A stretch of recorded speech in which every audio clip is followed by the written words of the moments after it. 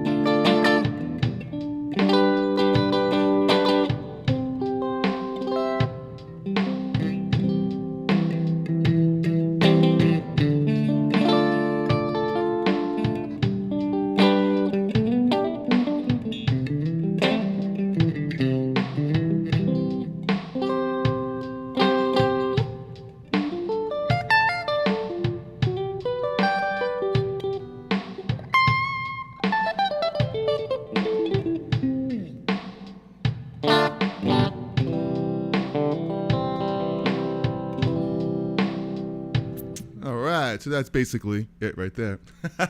Hit that like button if you like this. Subscribe to the channel. I go live every Sunday, except next week it might be a little bit different. But hello, Jeffrey Boyo.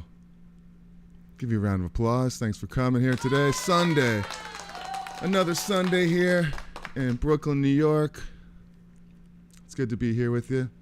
Philadelphia, Pennsylvania. All right. We're from Big PA. All right, JC. Hello. Another JC in the house. What's happening? Well, first, there was Jesus Christ, right? Then there was maybe Johnny Cash, Jimmy Carter, JC Roldan, Cherry. Not comparing ourselves with any of those, especially Jesus Christ. But hello, Finny. Yo, what's up? Give you a round of applause. Man, there's so much cool guitar stuff to talk about and to play. You could only pick one though, right? In a day. So we picked this one. And I just think it's really cool because it opens up your fretboard knowledge everywhere around the neck. Face green smiling. I don't know what that means, but it sounds pretty cool. All right. So hopefully you guys can hear me okay and everything's going good here, and it's good to know where you're from. I see that Jeffrey's from Pennsylvania. That's really cool. Love to know where you're watching from. Let me know here in the chats. And so, you know, a lot of times it's just hard to understand how to play different stuff all over the neck. And I'm actually bleeding from my toe because I kicked the door jamb going into the bathroom earlier, so my toe is bleeding. But that's all right. It's passion. It's blood. It's what we need here, right? And it's better off if my fingers were bleeding, kind of like the summer of '69, you know. and it's good to know because a big problem is, you know, understanding how to play all over the neck and in chords and chord progressions over the neck. So I just took a simple chord progression like a D minor to a G to a C. And I played it in 5 different places. So instead of playing it here, you could play it here. You could also play it here. Oops. Like here. And here. And here, there, let's do it here. And then starts all over again, right here, D, G. So within that, you could play different, it just sounds different. For instance, say you're playing just the basic stuff right here, and you want to get a little funky right there, right? I think somewhere in this area right here, it gets a little bit more funkier, where you could play the D minor here, right? The score sounds totally different, like this, as opposed to.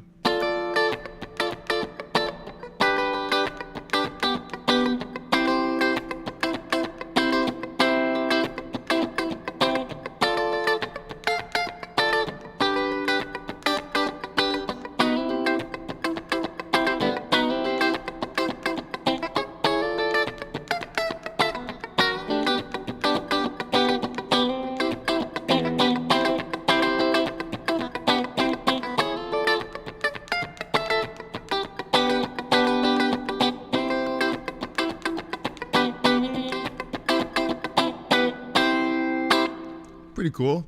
Something you can do in different positions. So it's really good to know. Not to mention that this framework opens up lots of different positions for you to play solos and stuff as well, obviously. And I'll try to keep my toe from bleeding all over the place. So any questions about any of this stuff, please let me know. And what we'll do is we'll go over to here, to this for a second here. And we'll say that in these cage system chords, all they are is, it's 5 shapes. It's the C shape. If you look from the left of the screen here, you'll see like all these charts going down 1, 2, 3, 4, 5, and then over to the right of that. You have a C shape right here. Then you have an A shape, because it's a C chord. C chord, an A chord, then a G chord, then an E chord, and then a D chord. And that's what caged means, C-A-G-E-D. It's an acronym for just those chords. So you could also make those minor. I didn't make the charts, minor charts, but all you have to do is take that third and just flatten it, half step. So, going over here, you have the C chord. So in this 2-5-1, you have D, G, your basic cowboy chords right there. And Guitarist Life, caged. What's happening? Would you use the same thickness pick for rhythm or for lead soloing? Well, what's really interesting, not to get too much off topic right here, but we're basically on the same type of page. I use these picks right here. Check it out. It's these, I've been using these white ones because I've been playing a lot of gigs, and from the side of the stage, waiting to go on, it's very dark a lot of times, and I'll drop them on a black floor, and I used to use the black ones like these. And then I lose my pick. So I got white ones. And now you can see them when you drop them on a black floor in the dark. And these are, they're really heavy. They're like 1.5 millimeter. There's almost no pliability to them whatsoever. So, very heavy. I used a pointed edge for rhythms and for leads. I recently discovered some people play with the shoulder of it. And it actually is a lot easier to play sometimes.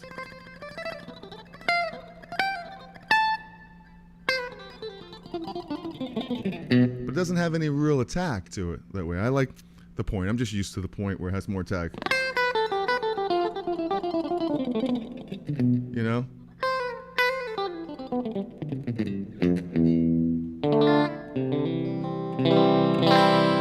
So I'm used to using just the point right there.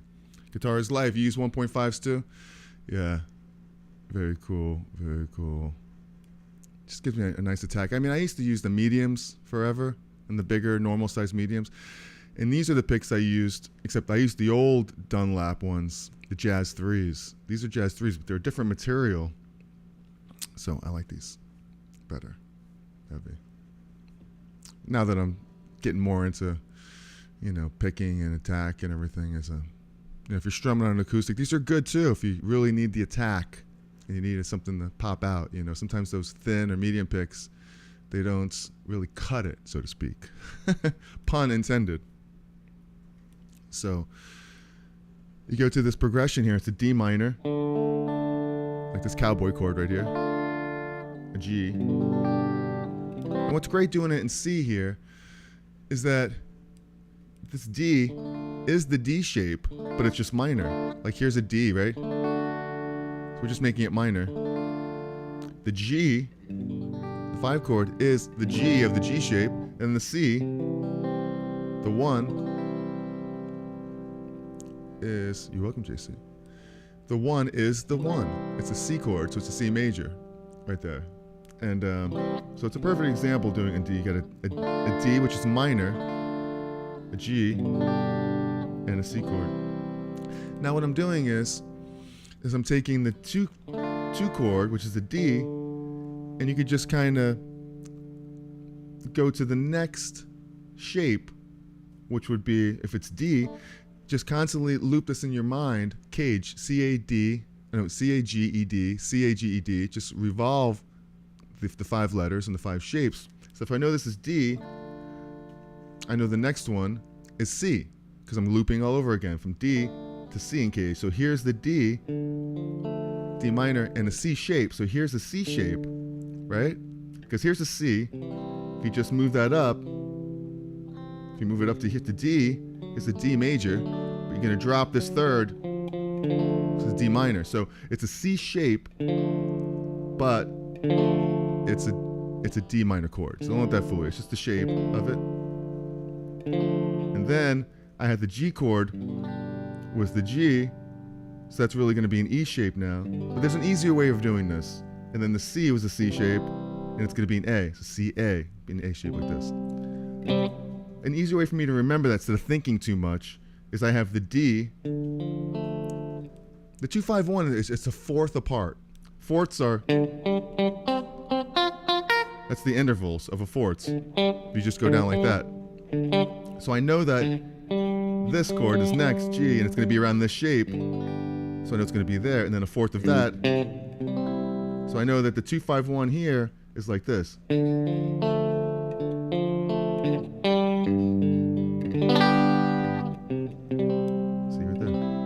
So it's the same as this, but it sounds a little different over here. And they're really close. They're not going to sound totally different, but as you go up, it starts to sound more like it. So then I had the D over here. So then what's next from the C, I mean?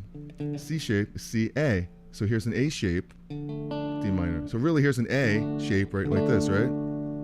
A is like this. If I move it all the way up to here to D, it's a D chord now, but with an A shape, but it's minor, so I'm making it minor. So really, this is an A shape, just like an A minor shape. Like this, you slide it all the way up, it's a D, D minor shape. Okay, once again, I'll go a fourth up. So here's the G, which is really a D shape. Check it out. So here's the D shape. Just like a D down here. That's the G chord, because here's the G. Here's the D and the D. The G. Here's the full one, which no one really plays, but it's good to know. And then once again, from this D, go up a fourth. And there's the 1 chord. In the G shape of a C chord. Here's the G. Slide it to a C. So now the 2-5-1 here sounds like this. You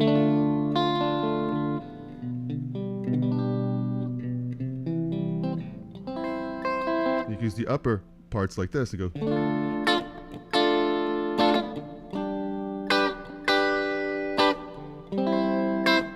Which sounds totally different than this. Right? To go.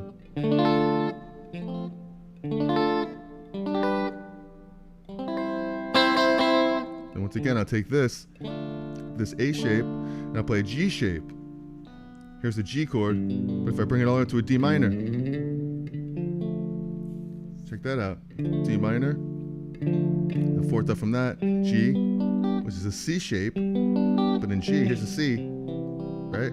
Bring that all the way up here to a G. It's the same shape as a C chord, but a G, and then fourth up here, and here it is. An E shape C chord. Well, here's an E, right? Normal E. You take that out and bring it all the way up to a C area. So now it's a C chord. So 2-5-1 would sound like this.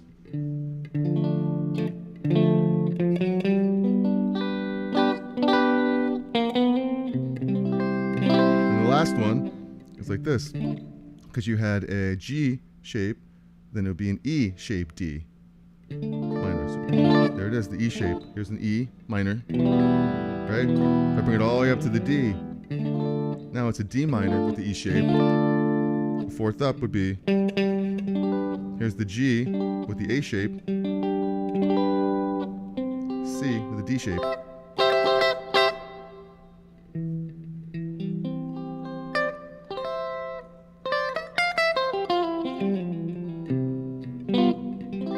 You have some, it's pretty cool up here too.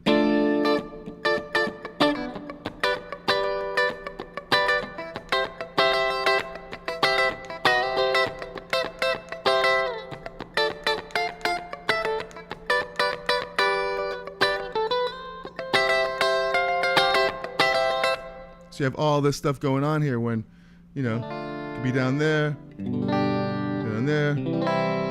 could be up here.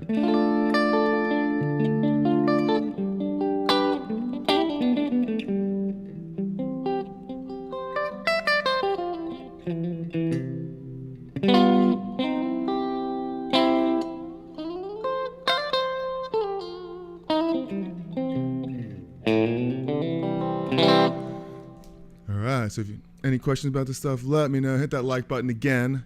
Can't hit it twice. If you don't hit it again if you hit it once, because that means it'll undo. All right. I guess the toe stopped bleeding. Now it's got just dry blood on my toe. So instead of having blood on my hands, I have blood on my toes. Go figure. All right, Guitar is Live. Thank you very much. Awesome.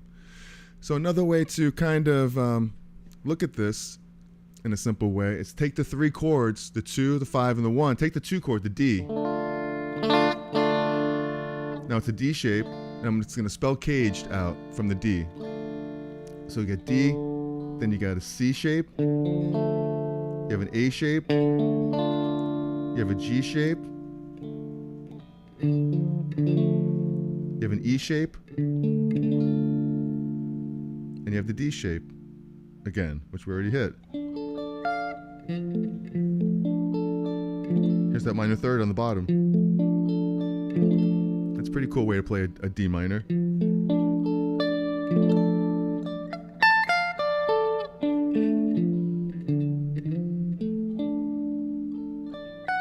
Oops.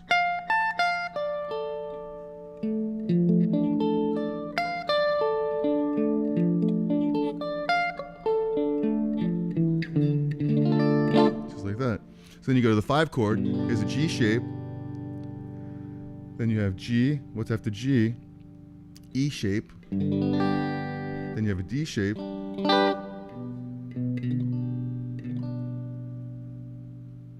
then you have a C shape, then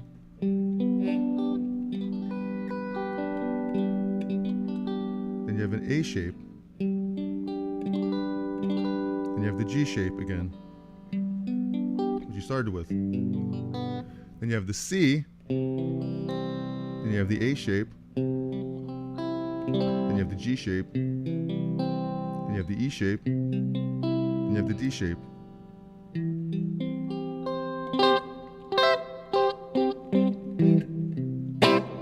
Really, really cool. Looking for Crossroads. Good to see you. What you drinking out there today? I got my coffee. We're waking up here on a Sunday afternoon.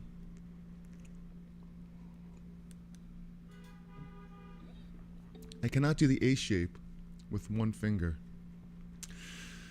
Yeah, that's a good point. You know, what do you do it like this?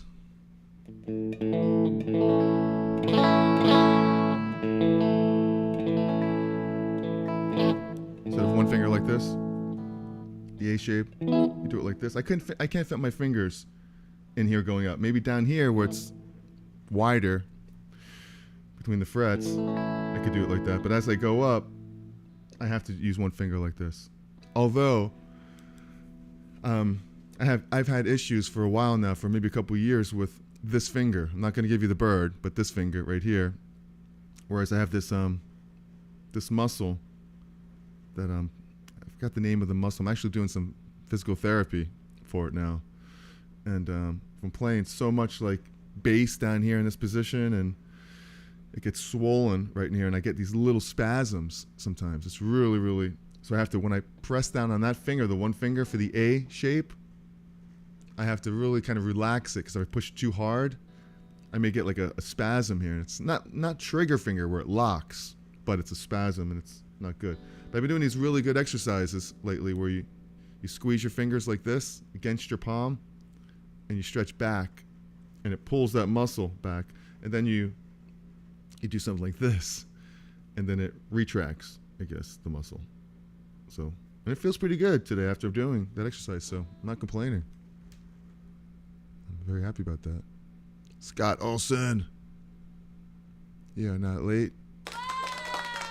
But go back and watch the beginning, 'cause it's really, really cool what's happening here with these cage system thingy-majingies. Do you use your thumb on the 6th string like Hendrix did? You know, no, I don't do it as much, but I've been watching some guys really do it. I mean, I do it like when, if I play like a,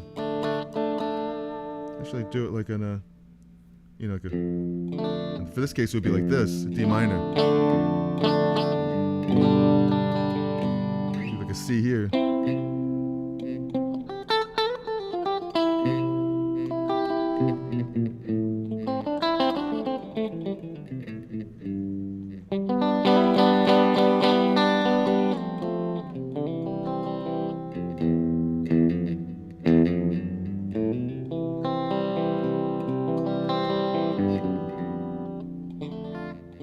Here, the D minor down here, the low F with my thumb, or an F here like this.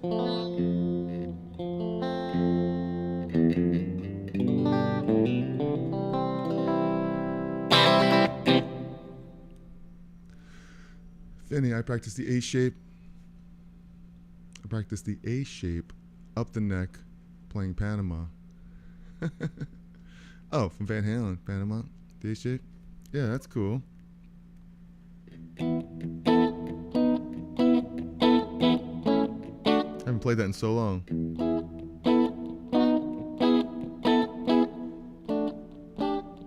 Something like that.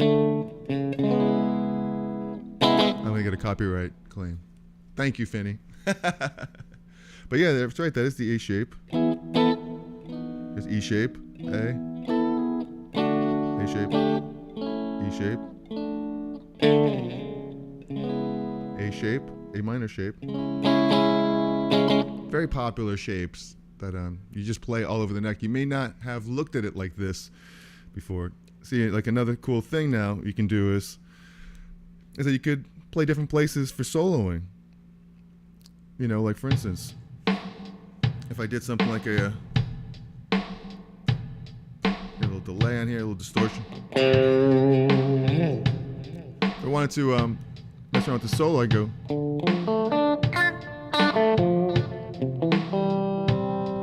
Try it again.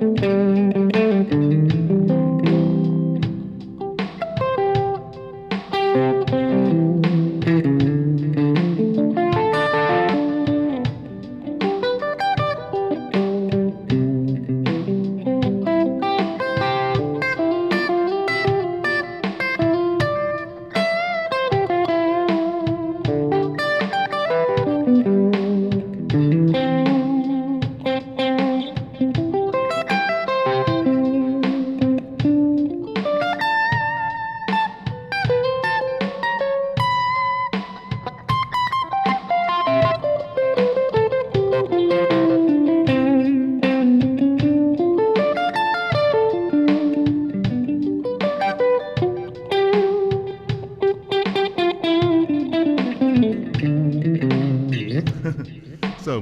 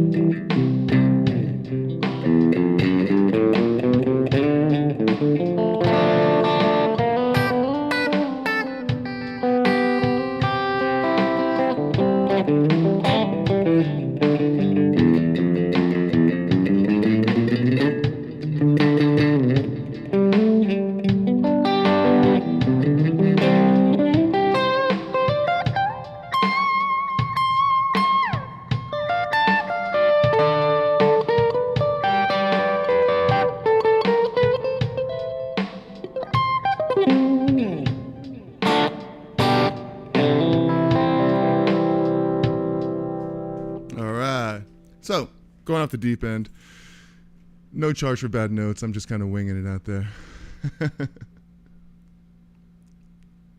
Guitar is life. I'm trying to go back in order.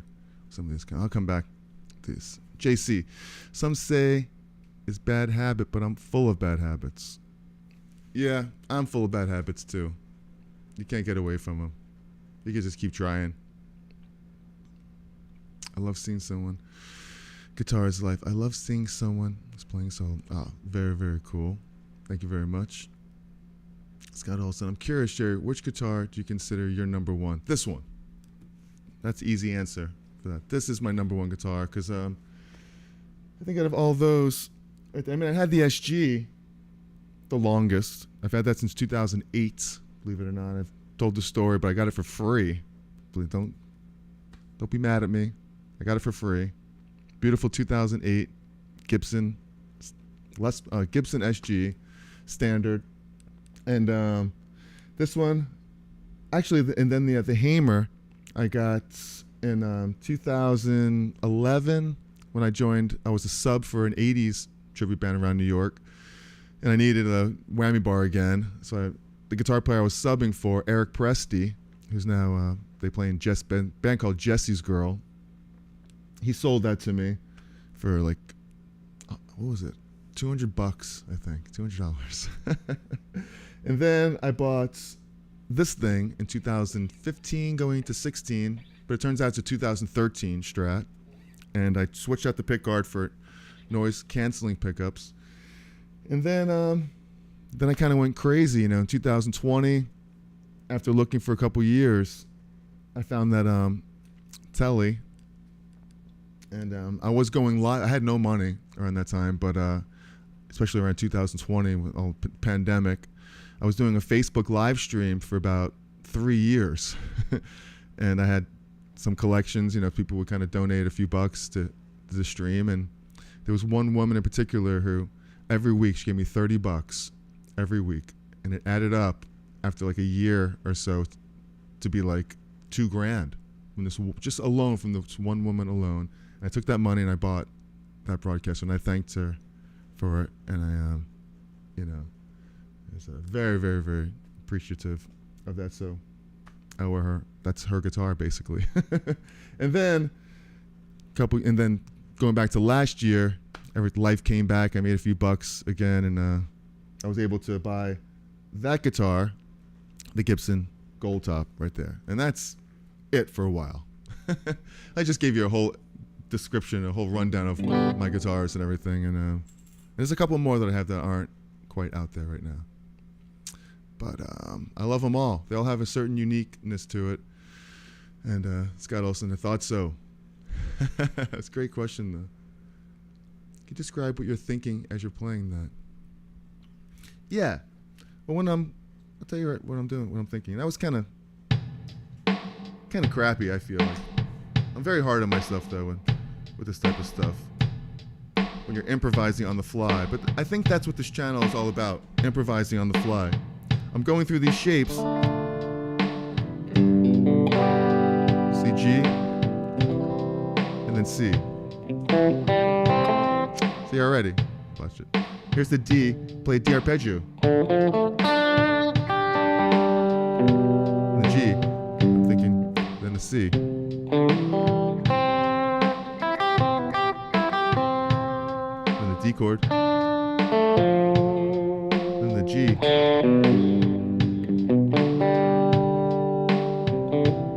C chord. The D minor. Then the G chord. And the C chord.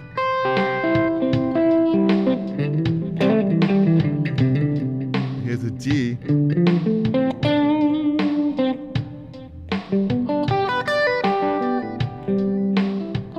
Trying to land on time right there, right?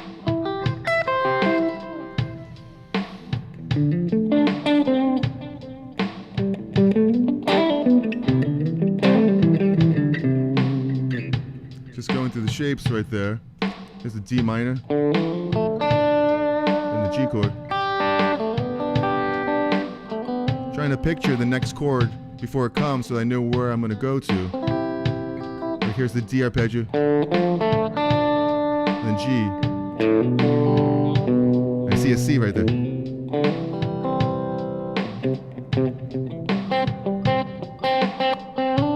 There's a D, and G, and C.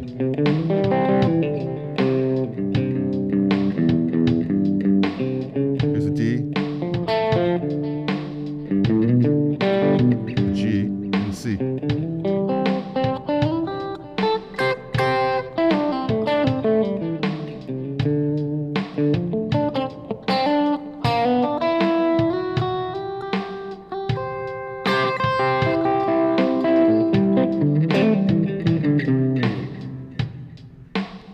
But yeah, that's pretty much what I'm thinking about right there. And but there's a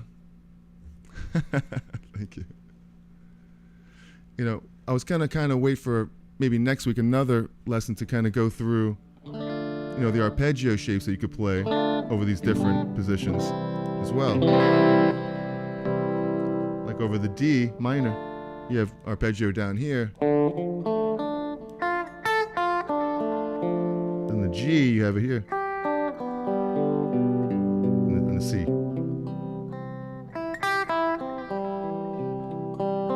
And over here, you have arpeggios here.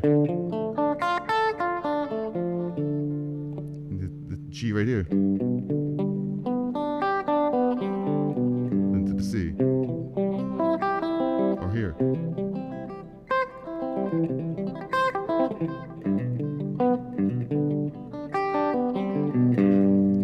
Keep it like something like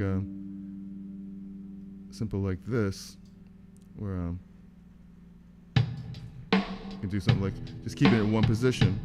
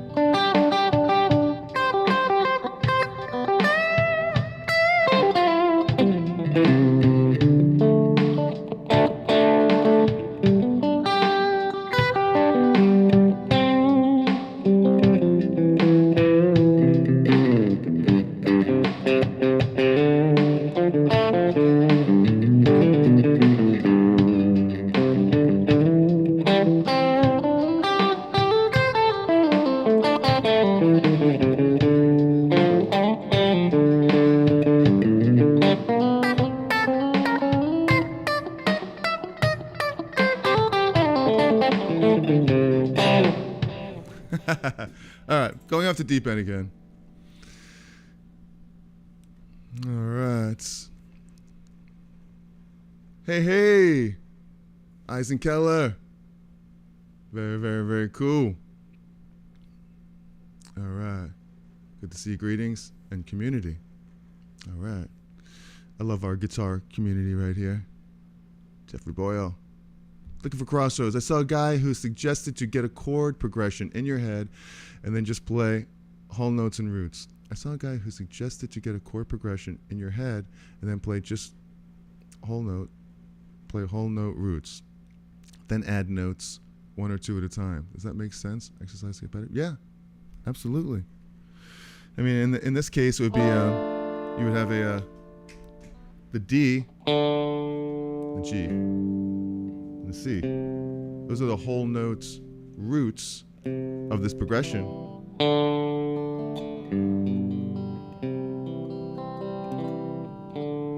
And then, you know, what he's suggesting is add one or two at a time. Then you could just add this. Bring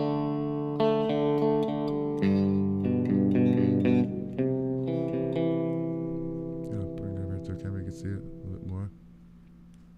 The D chord. It's got the shape, you know the shape of the D minor and the G, but you don't have to hit all the chords. You can hit just a couple of them. Here's the D with the fifth. G. Hit the third, the note right here.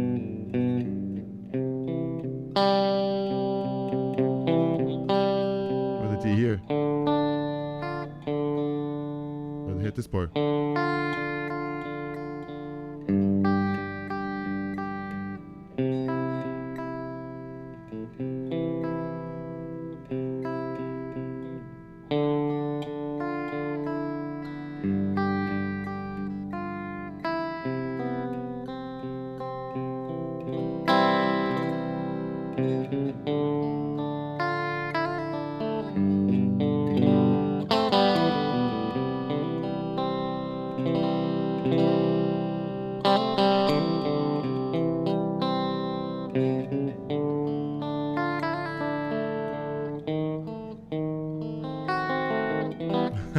Add a little diminished thing in there as well.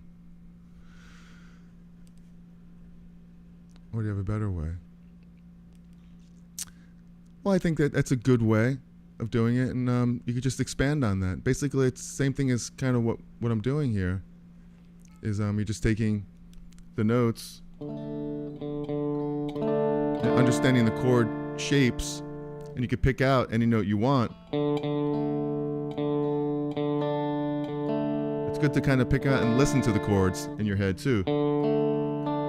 And here are the intervals. The fifth, the root, minor third. On the G, third, fifth,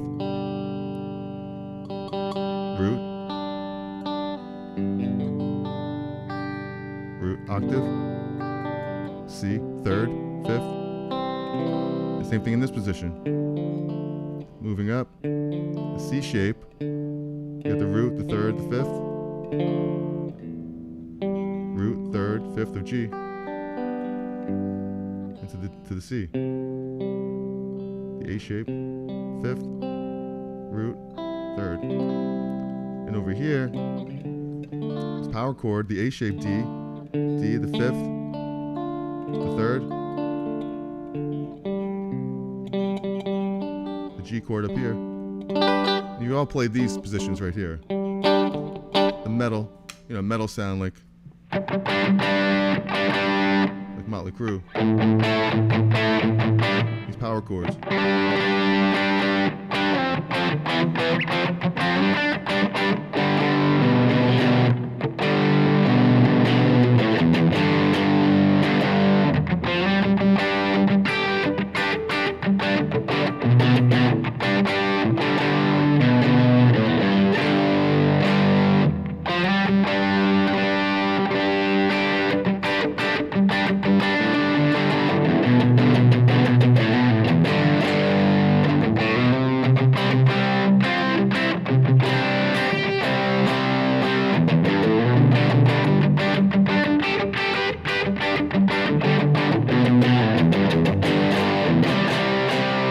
Different ways, different styles, metal styles, bluesy styles, whatever.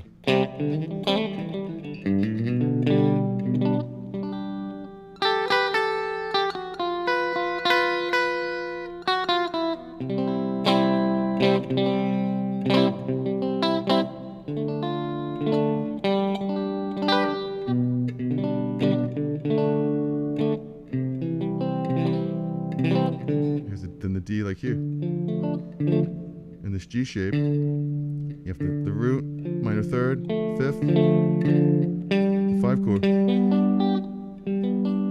Root, third, fifth.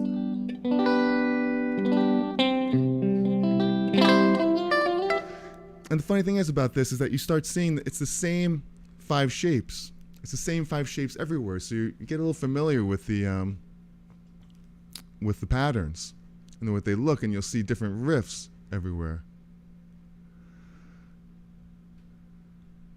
You should add a donation option. Well, actually, I think there might be. Not that I'm asking for anything. I think there's a thing of, what is it called? What is it called in the chat? There's a super chat in there. But actually, one thing I do mention is that I do have a guitar course that I like to talk about, and I'm actually in the process this week of adding 2 more videos to it, a whole nother section of it.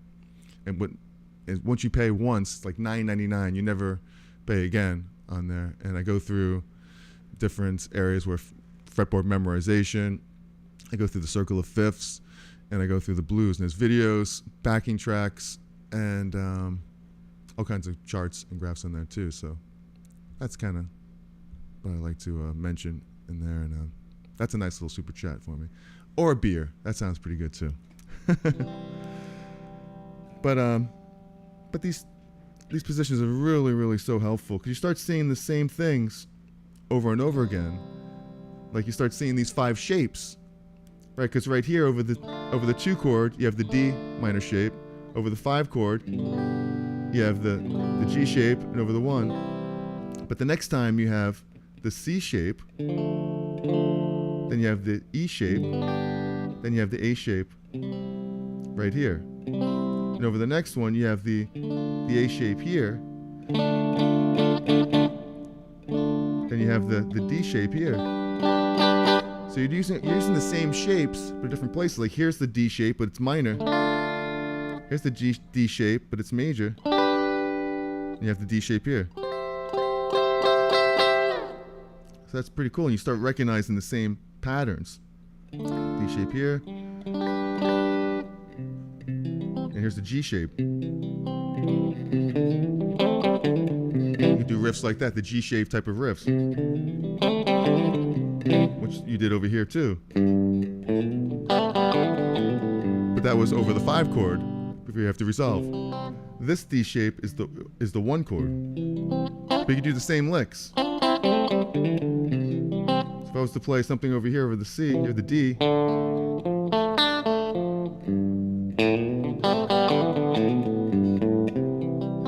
same thing. Now if I was to play it over here, the D,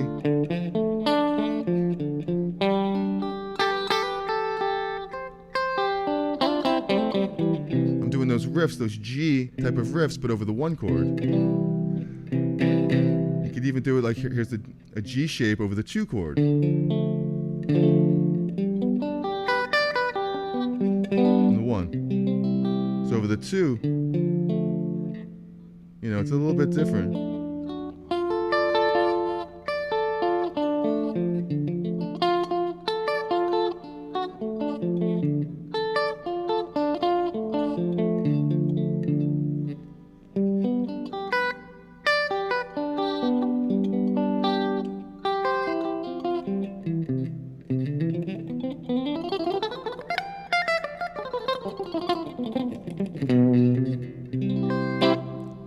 Beautiful thing.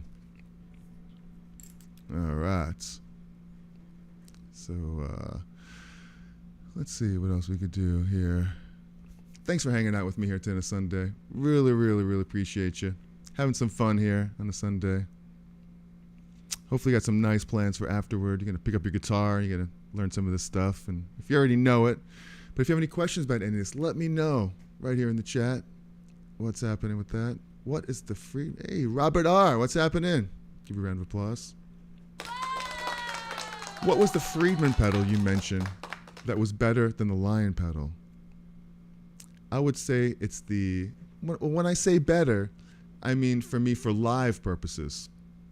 So far, I can guarantee that for live that it's better for me. It's the IRX, the Friedman IRX. I know there's another one. There's an IR, there's a newer one now, IRD maybe, but the IRX.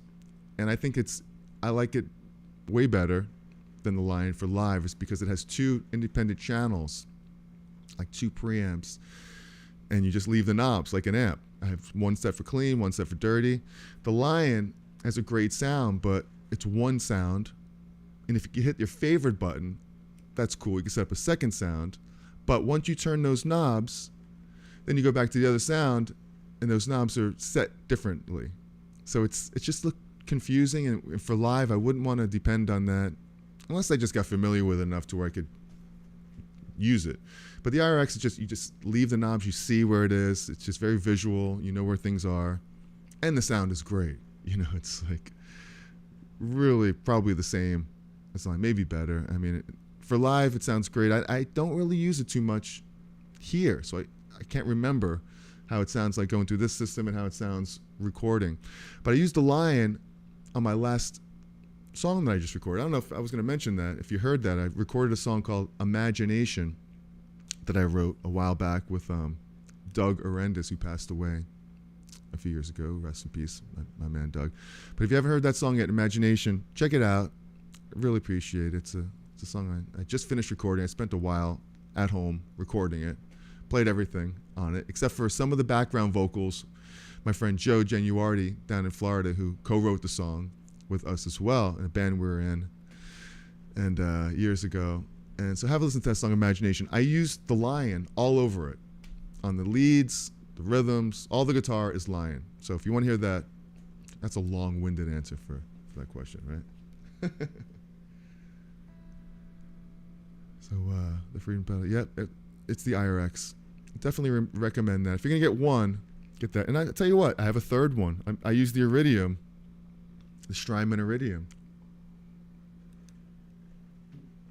And that's what I'm using right now. That's all this is right here, this clean sound.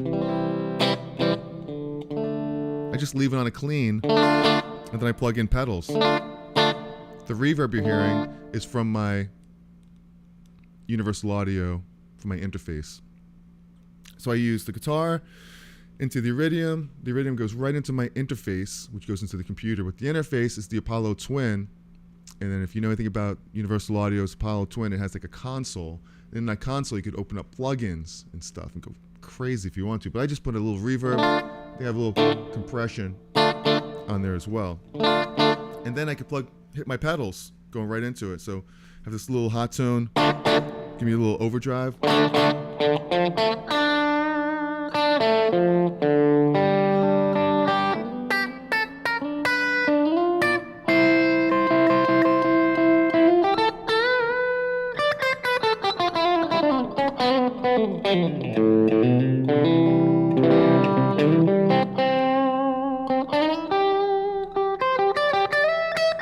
I love this sound for that. And then, then have more of a crunchy, my blues driver.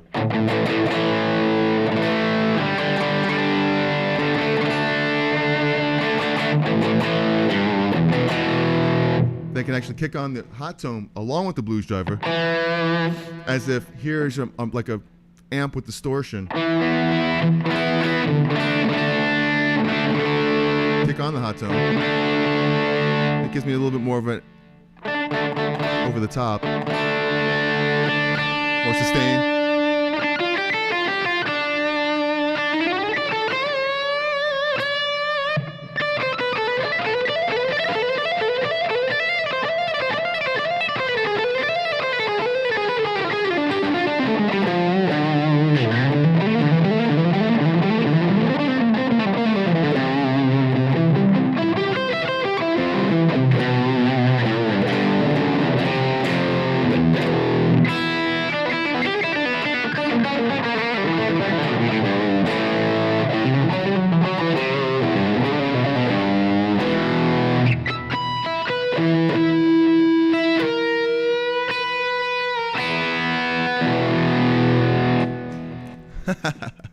So I find it, useful for your, and I leave the Iridium here so I don't have to mess around with my live stream setup when I go out on the road. I just bring a completely different pedal board.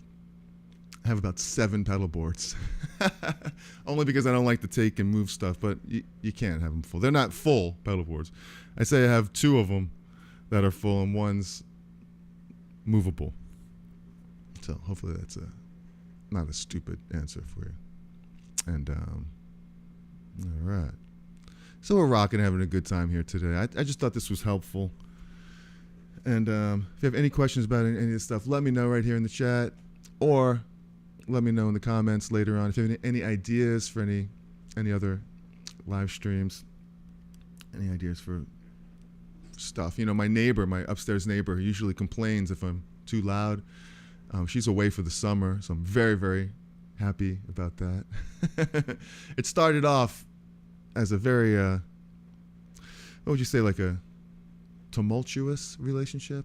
Hopefully I'm using that word correctly, where we weren't getting along very well. She was coming over to tell me to stop playing, when I first moved in. Can you just stop? Like, this is what I do. I was playing acoustic, but she's gone for the summer. So I could do acoustic stuff. I could sing some stuff, I'm free to do whatever now. So if you have any ideas, let me know here. I think next week I'm going to be away, so I won't be here on Sunday next week. And I can tell you right now, real quick, that it's going to be on, maybe I'll do it this Friday, because I'm going away on Saturday. I'm going to West Coast. I'm going to Oakland, California, to play a gig with the SOS, direct from Sweden, music of ABBA, at where is it? It's at the Yoshi's, Oakland, Yoshi's. It's a cool place in Oakland. But, we could do something. So I tried to open up this calendar. Now I'm completely messed up here. Okay, here it is again. So I could do, before I leave, I can do something on Friday the 19th. That's what I'm going to have to do. So I'm probably going to go live again on Friday, and then nothing on Sunday until the following Monday, the 29th. But we keep it consistent. We do it like once a week, whether it's Sunday or Monday, or maybe on Friday. So let me know what's happening. I got a really cool, something I messed around with last night that's really, really excited about. This really cool way of playing outside. And it's a really cool trick. And I was watching this Osnoy video. I don't know if you know Osnoy, but he's a New York City jazz fusion guitar player who's just amazing, who I love. And he was doing an interview with, who was it, Tom Bukovac? I can't pronounce his last name. Tom Bukovac, whatever. Another great Nashville guitar player. And I watch all his YouTube stuff. And they're doing a thing together. And I've watched it twice in its entirety. It's so good. They're just sitting there talking about how to improvise over stuff. And if you haven't seen that, check that out. I think it's on the Brett Papa channel. It's an interview. It's Osnoy and Tom Bukovac, a.k.a. Uncle Larry, I think he has this nickname. And he did this thing. I'll talk about it maybe next time, but it's this really cool stuff. And I'm not even sure he meant to. It was one of those things where they're just talking, and he says it. He doesn't really go into too much detail, but it triggered something in my mind, and it led me to a greater understanding of something that I was unfamiliar with. So it's great to just listen to these conversations that they have. And Finney took advantage of that super chat. I appreciate that. It's really cool, just to see if it works. Now that I know the super chat works, super chat $10. Finney, thank you. Jerry, making great progress. Thanks to you. More arpeggios, please. Yeah, very cool. Yeah, I hear you. Thank you very much for that. I really, really appreciate it. And what's cool about this whole thing is that there are arpeggios in this whole system. You take this 2-chord. Scott Olson hitting that super chat. Wow. It really works now. Thank you. It works. All right. Thank you very much. That's so kind of you. Really appreciate it. We're going to get into, I'm going to wrap this up here in a second, but I want to show you something really cool here before we do it. And it's like, you take this 2-chord, which is the D, right? Or the D here, or the D here, D minor it means, or the D minor here, and then back to here again. And you have this arpeggio that's over it. The D, the third.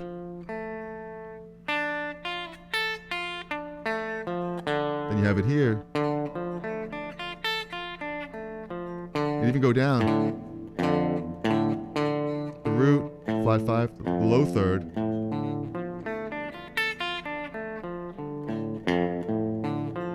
And over in this shape, you have arpeggio like this.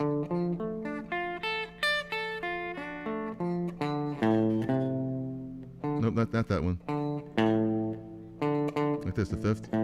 That's just straight arpeggios, no sevenths. Then you have this minor. Arpeggio. Then you have this one. And back to here again.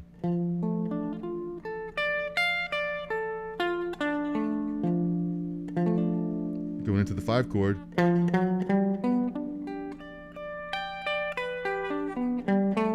One.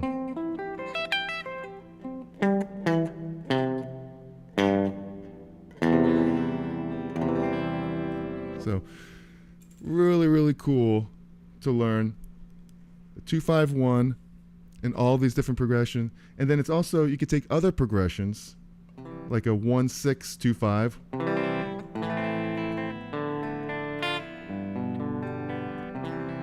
And play them in different positions, just like you did the 2-5-1 as well.